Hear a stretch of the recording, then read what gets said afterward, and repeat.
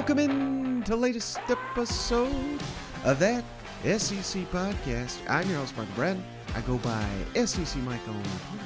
And I'm joined, as always, by my cousin Shane, who goes by Big Orange Balls on Twitter. What are you up to, you big Tennessee homer? Hey, buddy, what's going on? Oh, man. We have got some great stuff on this episode of the show, buddy. I mean, not the typical show, we don't got 9 different teams to cover or anything like that, but I've got a fun little way, Shane, we're going to be able to hit on a lot more SEC teams. Yeah. And before we get that, Shane, little announcement. We're going to try to do something a little bit different, and we're scheduling this. I think most people that follow this show probably follow us on social media. If not, maybe this is your chance to want to jump on. But if you're a Twitter, as you're on the Twitter machine, as Coach O likes to call it, we're going to do what's called a Spaces on Friday night. Yes. And it's like a live event where anybody and everybody can hop on the call with us, talk some SEC football. We're going to do this at 8 o'clock Eastern, 7 o'clock Central, Twitter Spaces. Shane, I, and the Flying Hawaiian, maybe even a guest or two are also planning to join us that I'm going to reach out to. So should be a good time, Shane. I'm looking forward to having some interaction with the audience. How about you? Yeah, John had one good idea, so I'm hey, I love it because, we do our Friday recaps or just getting our lines in and everything like that, just getting ready for Saturday. Yeah. And there's some stuff that goes down Friday night that we really just can't touch on. We don't want to do an emergency podcast or anything like that, but it's also an opportunity for us to kind of clean up the week. So you can get on there, and if we heard something or you guys heard something, especially if you gamblers out there, I mean, anything could happen or help or you know what I'm saying. So I think this Spaces is going to be really cool. It's going to be fun. So we're going to jump on Friday night. You can bash our bets, just ask a question, but I just think it's very interactive, and I'm looking forward to it. Yeah, and Shane may have confused you already. We're not doing this a couple weeks from now. We're doing it Friday, and we're going to try to do it every Friday. So try to build some momentum. We'll see, maybe rocky at the start, but we just want this to be a regular thing, just like the podcast is for you guys now. But this is just going to give you another opportunity to reach out and have some interactions with us. Again, Friday night, 8 o'clock Eastern, 7 o'clock Central.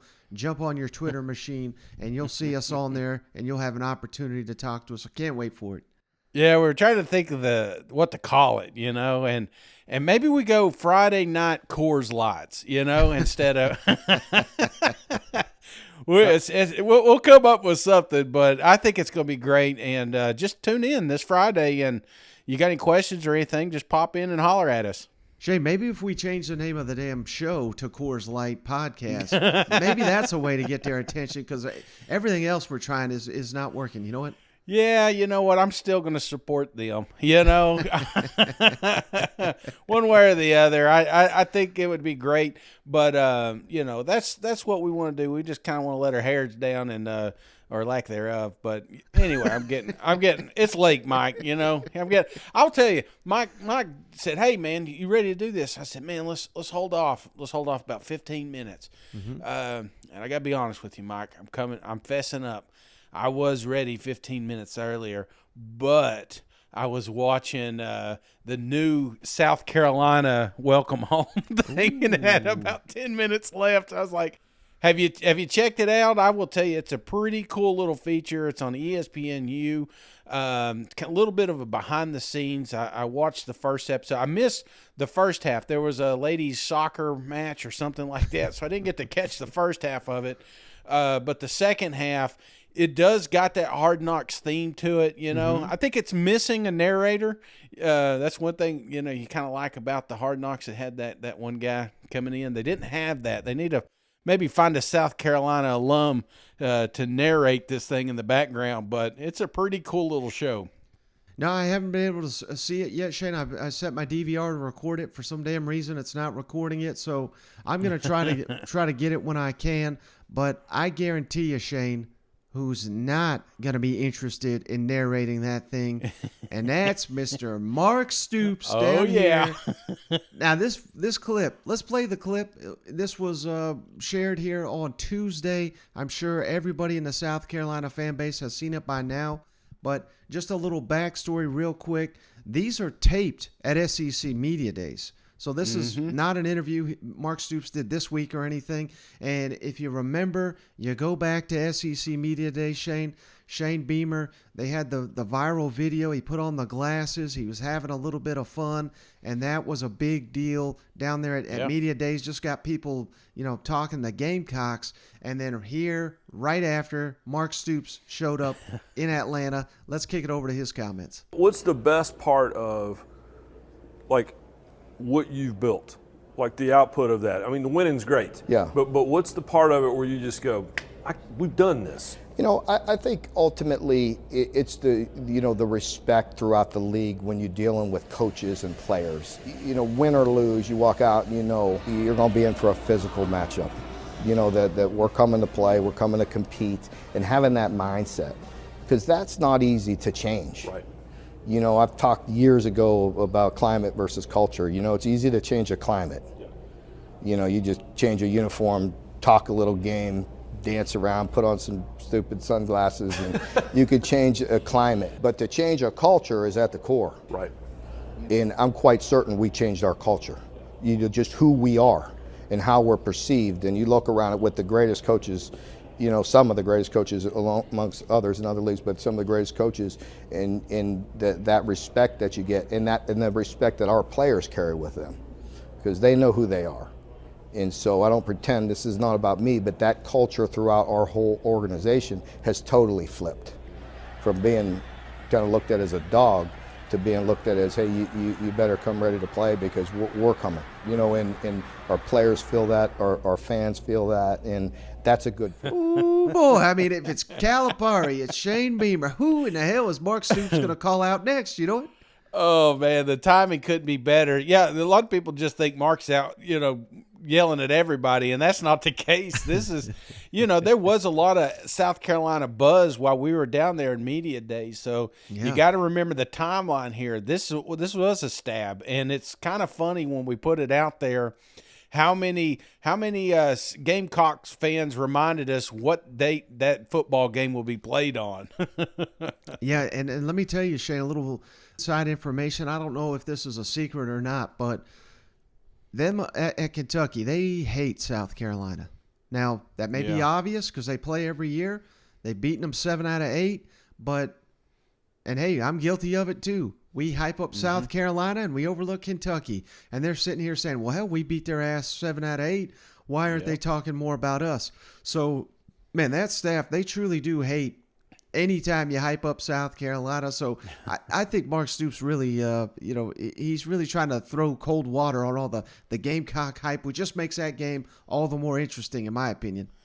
I think so, and it's kind of funny because we always talked about the Tennessee-Kentucky hate.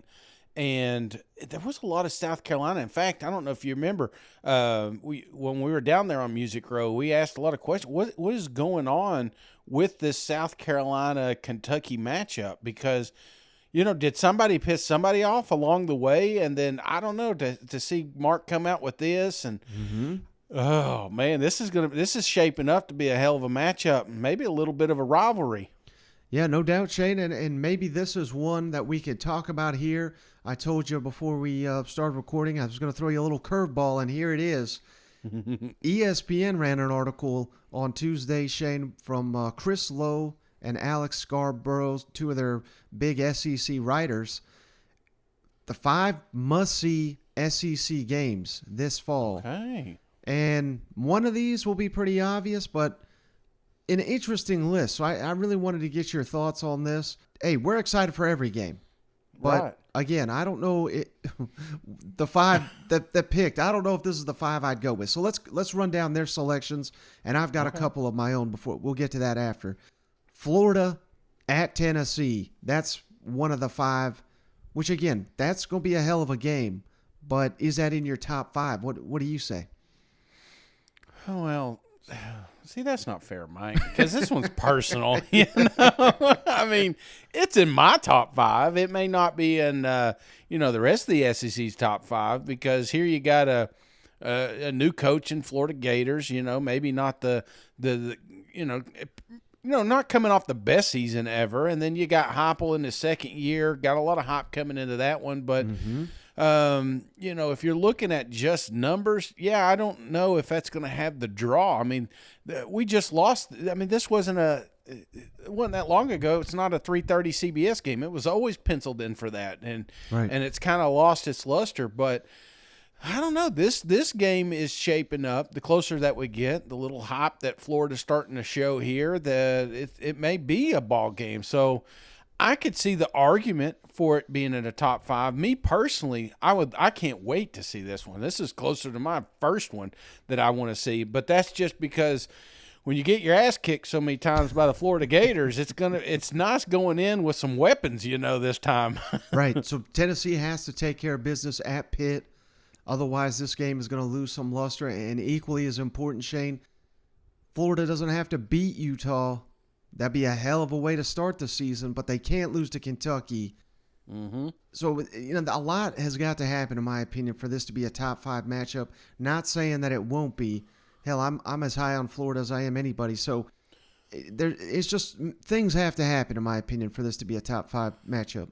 Yeah, I mean, obviously, if Florida can come out and shock the world with Utah and beat Kentucky, I mean, if these two teams are undefeated when they play, then yes, definitely a top 5, game day action. I don't know what else is going on that week, but that's a lot of ifs and buts, and there's an old saying for that. I didn't want to go. I didn't want to do the full thing, but you know what I'm saying. There's a lot of things that have to happen to make this game even better. Right. But as a Florida fan, as a Tennessee fan, this is a game we always look forward to.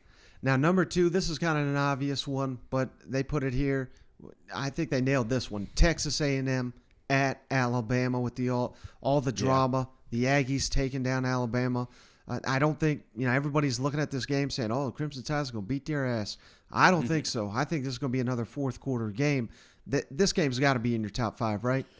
Definitely. Probably my top 1, because I think this obviously decides the SEC West. Mm-hmm. I think this is a huge matchup, and it may even be a prequel to another matchup postseason.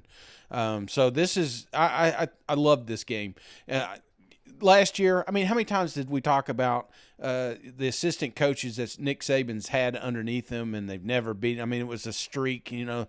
Who broke that streak? Jimbo Fisher. So I think this is going to be another big game, but also you got the fireworks in the offseason, the NIL talk, the cheating talk, all this stuff. ESPN is saving all this. There's a reason ESPN writers are doing this, because they are saving all that ammunition, and it is going to come out the week prior to this game and make it bigger and bigger the closer we get.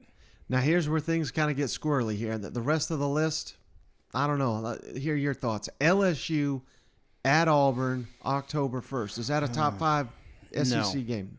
No, that is not for me. And, it's 2-story programs, but I think where they are at right now makes these games not as important to me. Mm-hmm. I hate to say that. I love LSU and what they're doing. I think they got an excellent coach down there, and I think they're on the right path.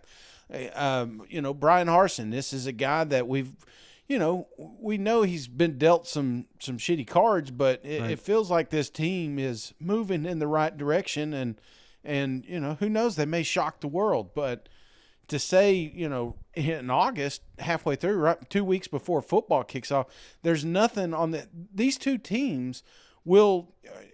I can't see them winning more than 8 games apiece. That's like best case scenario. So that means potentially 4 or 5 losses on both sides. So what makes this matchup so special?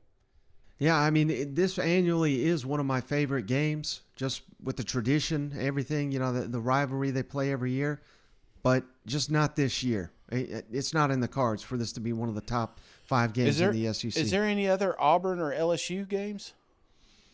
I got one coming up, but not on their list. No. Okay. Yeah. I mean, like Florida, LSU. I don't know if you're going to. We'll get to it, but that's a game I would rather see, and just because it usually comes down to the last possession. So, right. I mean, there's just so many. It's a rivalry. Not that this isn't, but I don't know. All right. So what else you got? Next, Now you're a little biased. This may be in your top 5, but I think for a lot of SEC fans, it wouldn't be. Kentucky at Tennessee, October 29th. Does that make your cut here? I mean, how many Tennessee games we gonna do here? Yeah. Come on, I know. That's right. We didn't even make this list. Did I write did. this list? Yeah, this is that SEC podcast is at it again. Them Tennessee homers. No, I like this one more than Florida, and I know that sounds crazy to say, but with what we've seen here the last few seasons, with what they got going on. Leading up to this, I mean, this is 2 programs that are expecting to win, and it's not even close. Like Tennessee's expecting to blow out Kentucky, and Kentucky's expecting to kick Tennessee's ass. That's where we're at right now. This is a rivalry, and this thing is getting ugly. It's in every sport. I told you, it's basketball, it's volleyball, it's rugby, it's anything and everything that we can. Put something on Kentucky, they're putting it on us.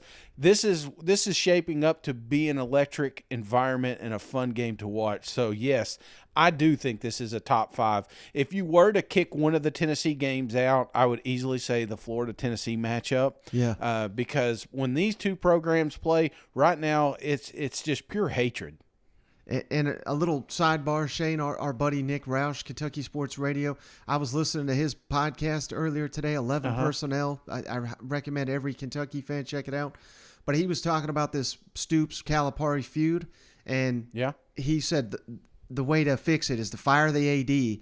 And he just said, all we got to do is hire a competent AD, not like Tennessee, just hire everybody from Central Florida. So I just wanted to say that. What a burn there from old Roush. You know what? He's not even talking Tennessee. He found a way to burn him. Oh, don't knock Central Florida. You're going to end up retiring down there one day,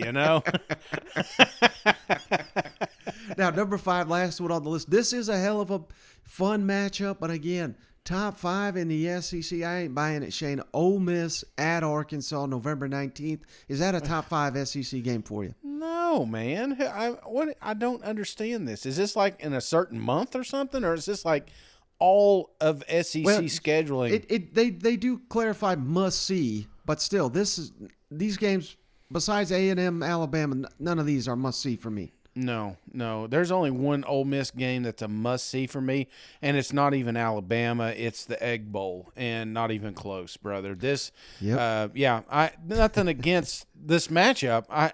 This will be a must-watch, right? But it's not one that you should, if you're doing a bucket list this season, definitely pencil in because, I don't know. I think it's going to be a hell of a matchup. It was fun last year. It came down to the very end. I can get behind some of that narrative, but to say that this is a top 5, I'm out on that one. Yeah, and I'm glad. Hey, great minds think alike, Shane. So the 5 games top 5 games more or less, in my opinion, that didn't make this list that should have. The Egg Bowl, Mississippi State at Ole Miss. You nailed it. I mean, if that is the game for that state, for those fan bases, I know Ole Miss has won 2 in a row. I think Mississippi State going on the road, they're going to be desperate. Mike Leach is going to be desperate. It's this game is always a hell of a great time on Thanksgiving. Cannot wait for the Egg Bowl.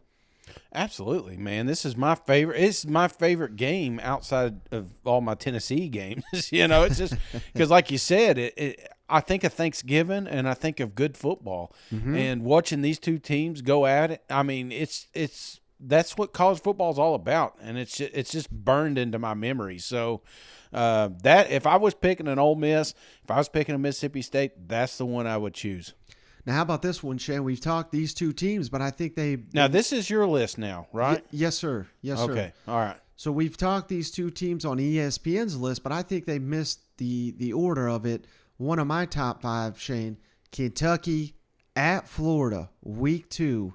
Because I know we've talked about this game for months and months, it feels like, but it just feels like it's going to be so big for both teams. Kentucky, if you go on the road in Gainesville, I think your dreams of reaching Atlanta potentially are real. I think if you're Florida, this is a must-have coming off at Utah. Who knows what's going to happen against Utah? But let's say you beat Utah, and then you turn around and lose to Kentucky. It's like, well, my God, we're 0-1 at SEC. But let's say you beat Utah, then you turn around and beat Kentucky, who media picked number 2 in the East. I mean, my goodness, imagine the momentum. This game means everything.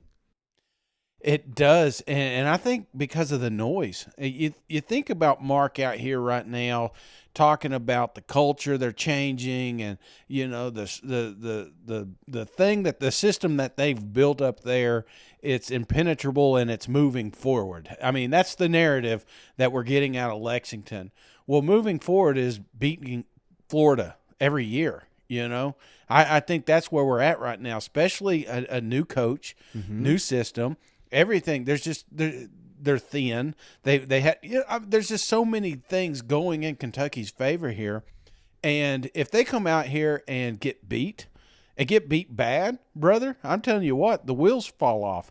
Then that whole Kentucky has arrived goes right out the window. So it's a game Kentucky cannot afford to lose, in my opinion.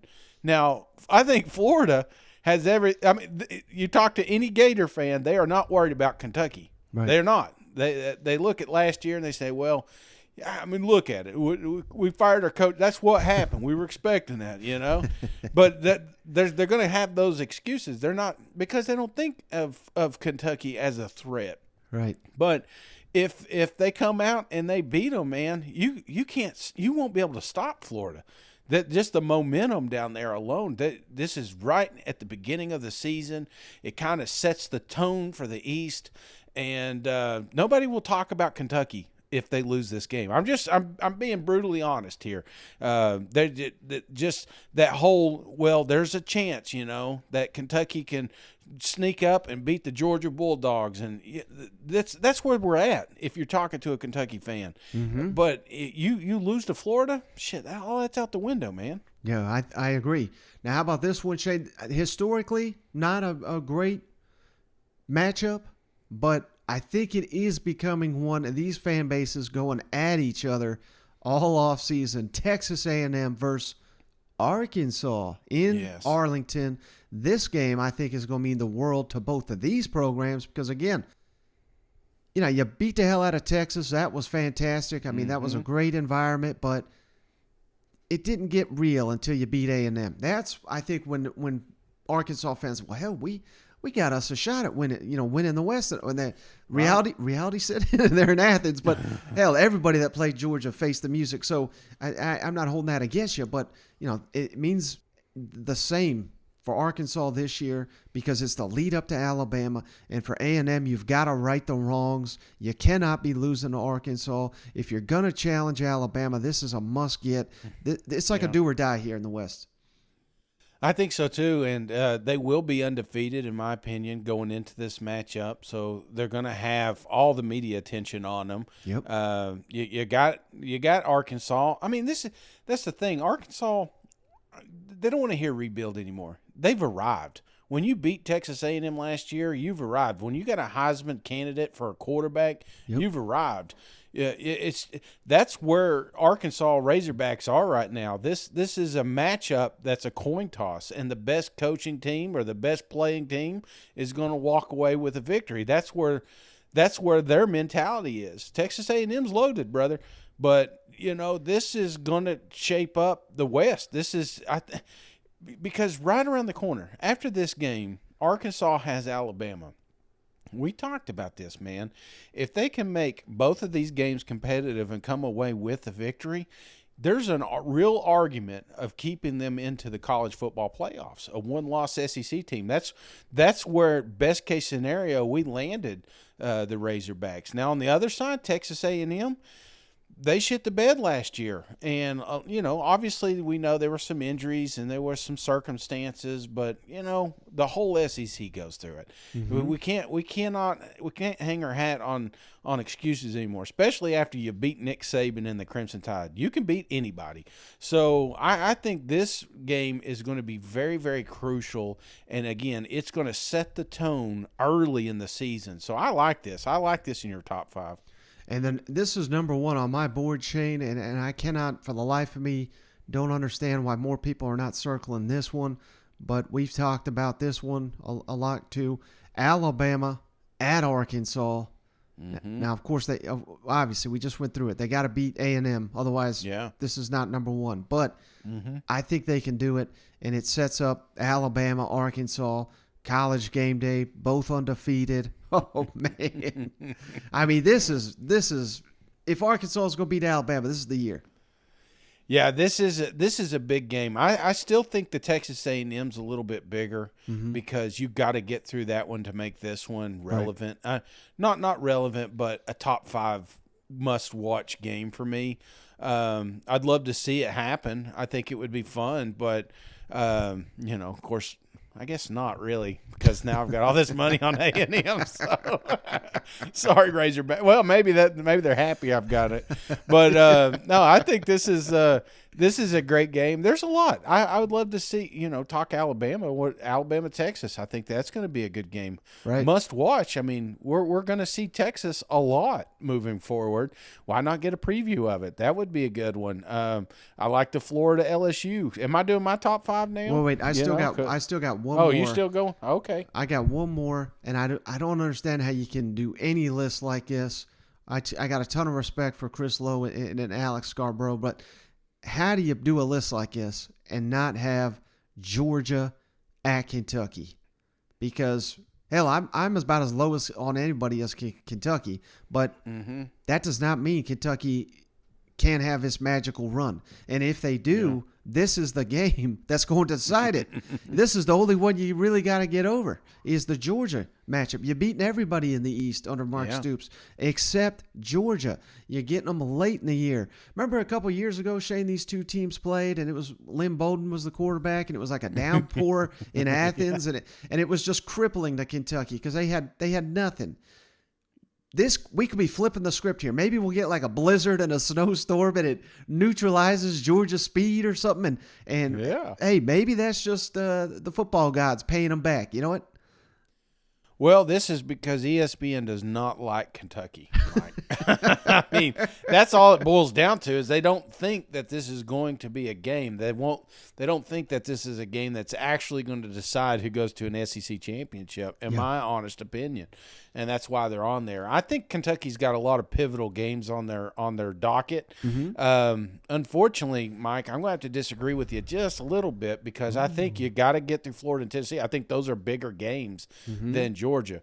Georgia's just freaking loaded, man. It's a juggernaut. It's a team I don't want to play. I'm just being honest with you. This is defending national champs, and they're just like Bama, man. They just reload, and that's what they're going to be doing this season. So, I get that it's a pivotal game in your opinion, but again, I just think when you look at Tennessee, you got to get through those guys. You got to even make Georgia, a thing. So, but so that's your list. I'm interested. Is that?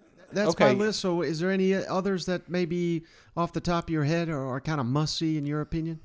Well, I think you did great, man. The Egg Bowl, obviously, I want that one on there. If I were to put LSU on anything, I want it to be with Florida. 2 new coaches. I think that would be exciting just to kind of see the future of those 2 programs. Not to mention it's a serious rivalry and just not enough credit goes. I mean, jump on Wikipedia and look at the average scores between these 2 teams. They play tight, right? So that would probably be on mine. If you're going to have Auburn on anything, why not the Iron Bowl? I mean, even last year, struggling Auburn still had an opportunity to win that thing. So I definitely want to keep it on there because that is the best rivalry in the country, in my opinion. Tennessee, Kentucky, that one should that one's on there, so that one's good. I'm trying to think what else. I like mentioned your suggestion of Florida LSU. That will be a hell of a game in both first years for both coaches. Yeah. Texas, Alabama. I'd love to see that one. That's a must see for me, just because it's a preview. We got to see him with Arkansas last year. Now we get to see him with Alabama. Nick Saban, Steve Sarkisian. The Madden talk. I mean, there's going to be so much stuff coming out of that game. I almost had A&M at Mississippi State. That I think you can make an argument for as well. Who again? Texas A&M at Mississippi State. Yeah. No, I'm trying to think of anybody else. And then I do have one wild card. I didn't feel right about putting it on this list, but Tennessee is always involved in these crazy games, right? Tennessee at LSU. It'll probably be a night game in Death Valley. Yeah. They don't get down there that often. I think that has the potential to kind of be like last year against Ole Miss and everything crazy that went on with that. It is, man. I mean, there's been some wild games with LSU, and usually we're on the wrong end of it. But I think that, and it's a telltale sign when you look for pricing. A couple of guys back here were talking about maybe going down to Baton Rouge and watch this thing, and so I'm getting on there. And I'm like, well, why can't we pay the prices of this game? Or why can't we pay the prices of this one? Tennessee's so damn high, because that's usually a telltale sign that everybody knows it's going to be a great matchup, probably going to be at night. So I think that's going to be awesome. It's going to be an awesome matchup. I don't know if it's a must-see, because must-see is like something you just can't miss. Right. And I think we've kind of exhausted this list. We kind of overlooked Florida, Georgia, but I think we just look at that as such a mismatch just this year. At this moment. Now, obviously, 2-3 years from now, we'll probably be talking about it again. Mm-hmm. But same thing with what's the other one there? I just had it on the tip of my tongue there. Georgia. So Georgia at Mississippi State? Well, not really. Georgia and I'm sorry. I mean, we can. You're struggling to find an opponent for Georgia. It seems like. Well, just Georgia, Oregon. I mean, right out of the gate, if you're looking at a top 25 matchup, you kind of get to see. If you're curious what the new chapter of the Bulldogs look like, I mean, we're gonna be able to tell pretty quick. I would rather LSU Florida State. I think that's a great game. I guess.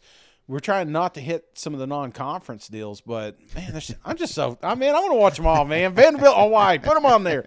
Mizzou got anybody? Who's Mizzou? Mizzou, South Carolina. That's one I want to see, because those guys that's usually a hell of a matchup. Yeah, no doubt. Well, Shane. Yeah, Mizzou, Arkansas. There's one. I mean, hey, there's a good segue. Let's move on before we spent all night talking these games. But let's kick it on down to Arkansas, Shane. We had some great comments here. I wish these coaches, brought this same energy to these touchdown clubs like Sam Pittman's bringing to the Little Rock Touchdown Club, because he hits on a lot of good stuff here, Shane. My God, he's brought the jokes on how difficult the schedule is.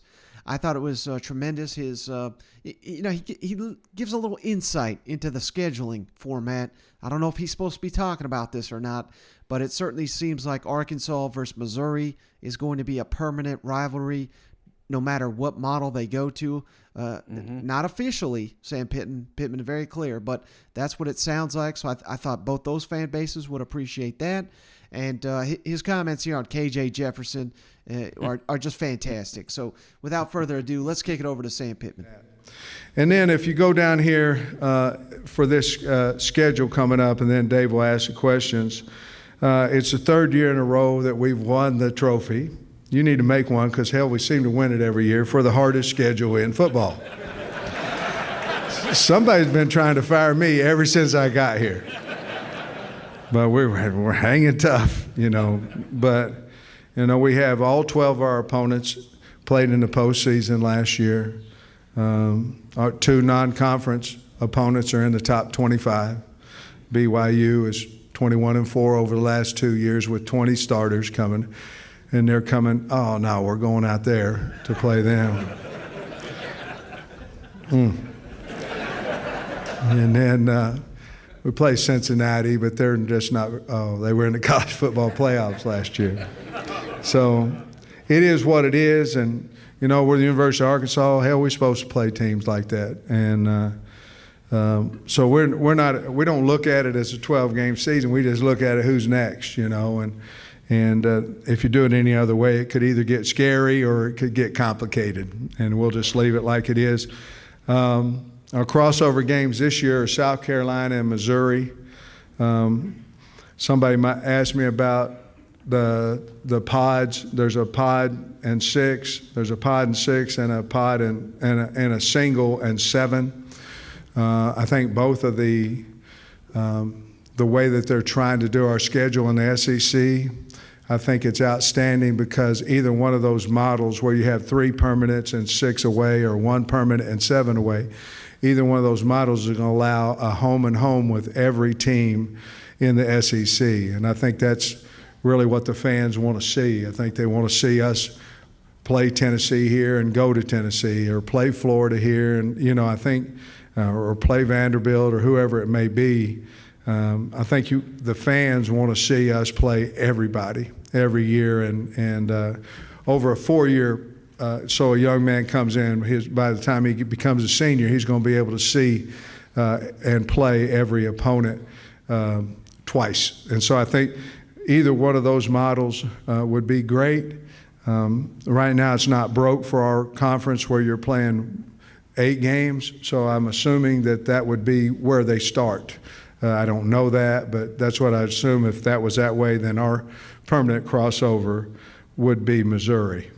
Dave, guys, any of you ever been to and there's some incredibly strong and physical and small towns. I came from a small town, and I wasn't strong and physical, but I still came from a small town.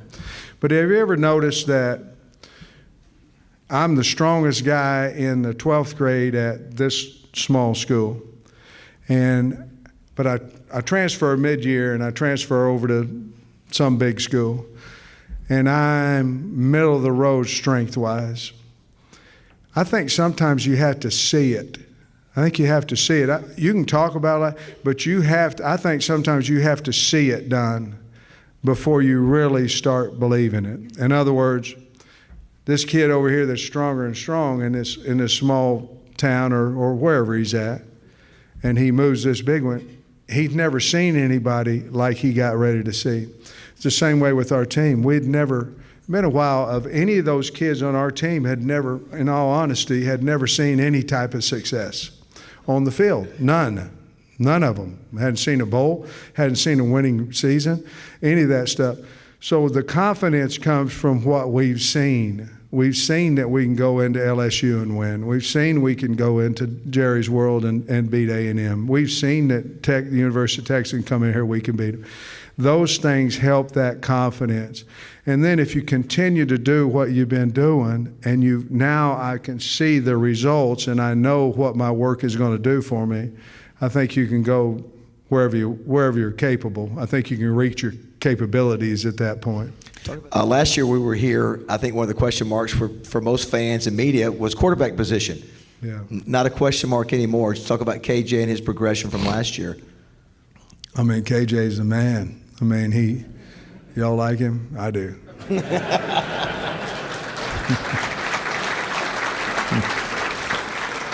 But he's a leader. He hadn't always been that because, he's just trying to earn his stripes, out there. But, he's so accurate with the ball right now, so confident, lost some weight. The other day, I popped him in the gut, and he said, "Oh, you hurt your hands, And, when you get older, you say stuff, and then when you say it, you look at them, they go, they have no idea who you're talking about, So I popped him, and I said, "Who you think you're, Fabio or somebody?" And he go. So after practice, I sent him a picture of Fabio. I said, Coach. All right, Chase, so how great was that stuff right there? That's awesome, man. That was great stuff. It's funny because I've had a couple of those Fabio moments with my kids. I'll say something and be like, "Who?" I'm like, damn, it's happening. It's there. I'm there.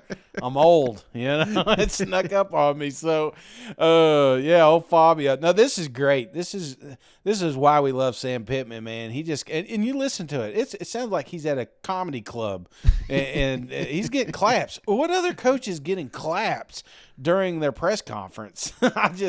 So you talk about owning the room. That's exactly what Pittman's doing, and it's not. He hit on a couple of things. 3 years in a row, toughest schedule. We've talked about that. Just think about what this team could do if that conference was a little bit weaker, or maybe they got some different scheduling things. But I think it made them who they are. And that's something that he talks about, not backing down, because that's just the mentality they have. It's just put your hard hat on and go to it.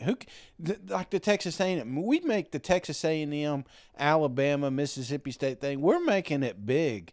You know what I'm saying? These guys don't. They're used to playing these tough ball games and tough schedules, and I think maybe we're trying to make it a story when it's really not. It's just go out here and just play Arkansas football. So I don't know. I just I like the whole thing, man. I could listen to him. I could listen to Sam talk all night long. Well, Shane, I feel like I'm talking to you all night long. So let's move it on. Last little item here. Let's jump on down to Baton Rouge, where I just thought Tiger fans would appreciate these comments from. Hey, give Brian Kelly credit, Shane. A lot of times these coaches try to hide these guys during camp. You're not allowed to meet with the media, particularly quarterbacks in a competition. But this thing's down to Jayden Daniels and Garrett Nussmeier, who met with the media on Tuesday. Let's go back to back just with their comments, Shane. Jayden Daniels, 21 or 20? Yeah, 21. You know how I know that, Mike? How's that? I was pulling in the neighborhood when I was listening to this clip, and he was talking about running 21 miles an hour, and neighborhood speed is 15. I was just thinking, I was like, man, he'd get a ticket running in my own neighborhood. So then I sped up. Here's what I did, Mike. I have never ran 21. I felt like I've ran 21 sometimes when I'm going down a hill when I was younger, but I've never been even close. But it was funny because I rolled my windows down. I put it up to 21 miles an hour, and I said, this is what it's like. Felt a little too fast, Mike. Had to slow down. There's kids in the neighborhood. And then we also got Garrett Nussmeier, who shares a great story. Ironically, Shane, first time in Death Valley, his dad was the offensive coordinator at Alabama and called the play that won him the game in the T.J. Yeldon game. And both these quarterbacks obviously confirm no starter has been named down here because these reporters tried to get both of them, and neither one of them took the bait. Have they told you you're the starter yet? They haven't not said anything. Was it a case of kind of, hey, I'm betting on myself here? Because Tempe's a pretty nice place, right? Arizona State, nice place. You were a starter there. Now you come here where it's kind of unknown, right? So. Yeah, I mean, it's always, no matter where you go, it's always the better on yourself. I know what I present to the table. It's, at the end of the day, like I said, it doesn't matter who they start. It's a great quarterback room. It's one of the top quarterback rooms in the country. So, we got talented guys all around. So I just want to help them prepare me, because at the end of the day, whoever they call to be the starter, that's going to be the starter. Did you really run 21 miles an hour in the spring? I heard that. Yeah, I did. Yeah. They track your speed at practice every day? Yeah, they do. That was probably one of I ran 21 miles per hour. That's what Coach Kelly had told me. I look at that type of stuff, but, I just go out there and run. Ready. But did you say that you want to break away from that gunslinger label? Is that something you actually said, and is that something you feel? Yeah, that's something I've said before.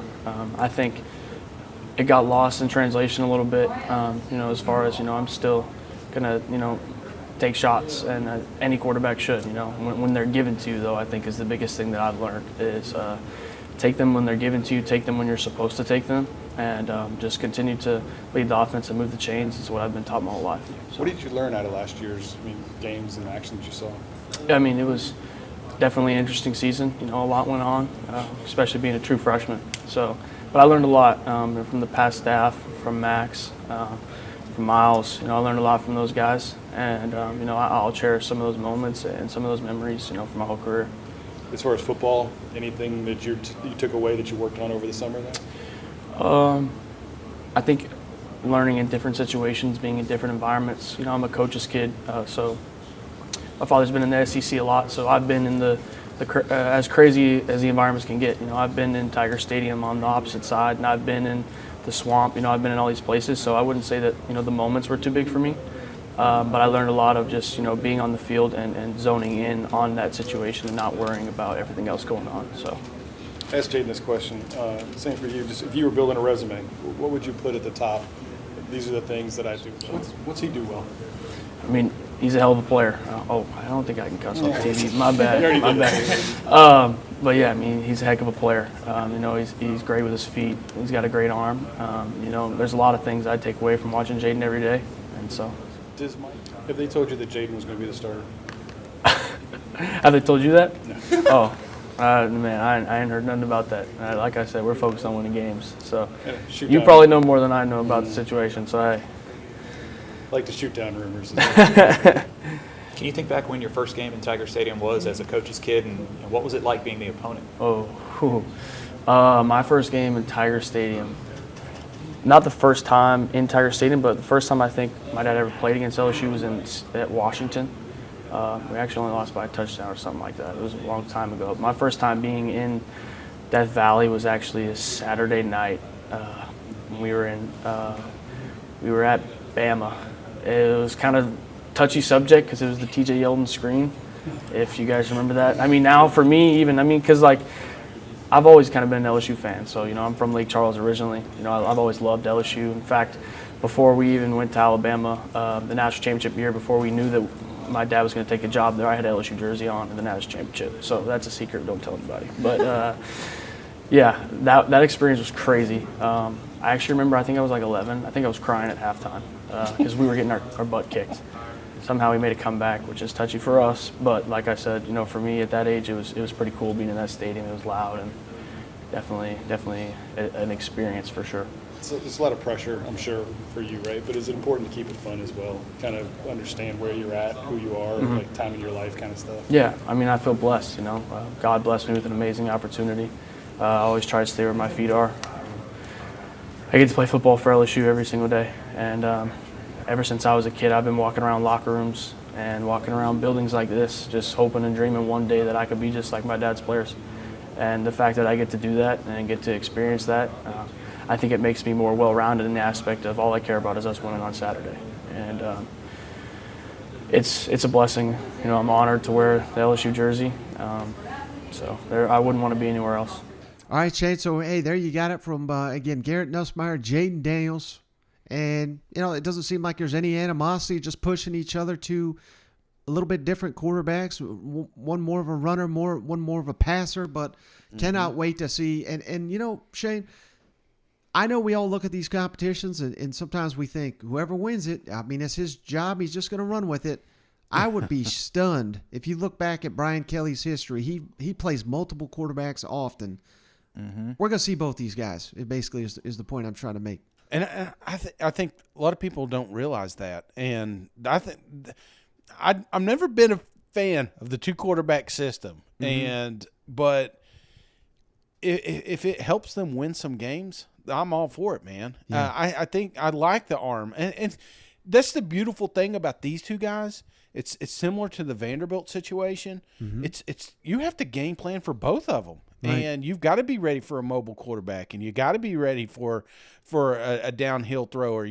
So it's just, I don't know. I think he can use it as an advantage, and this year LSU is going to need all the advantages they can have, especially when they get in the West opponents. All right, buddy. Well, hey, that is going to do it for this episode of the show.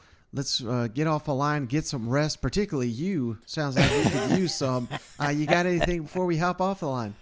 No, man. I'm looking forward to the Friday night Coors Lights. And maybe that's too many words. I don't know. But we're going to try it out, and hopefully it goes well. We keep doing it. But yeah, man, I'm just loving college football right now. This show, if you get an opportunity, check it out. I really wish they would do a version of this for all SEC teams. It couldn't have been that much work. I mean, maybe there is. What do I know? I'm not a camera guy, but I'm just saying, it's like it gives you kind of a behind the scenes of these players and a little bit of their personalities, and I think it's going to be really good for the Gamecock Nation. I just like to see it more with maybe the other teams. So, but anyway, I wish I could see it at all, Shane. But thanks to my DVR, I just have to hear about it from you. I'll just keep telling you about it because it's good. But other than that, man, I'm trying to soak up any type of college football. I watched We Are Marshall today, Mike. You know what I'm saying? It's like I am just trying to get all the football I can handle right now. So, but no, I'm ready, man. All right, brother. Well, hey, that's going to do it for this episode of the show. I appreciate each and every one of you for continuing to check us out, and we will catch you on the next one. All right. See you guys. Go Vols. Everybody thinks I'm drunk. I'm not drunk. I'm just tired.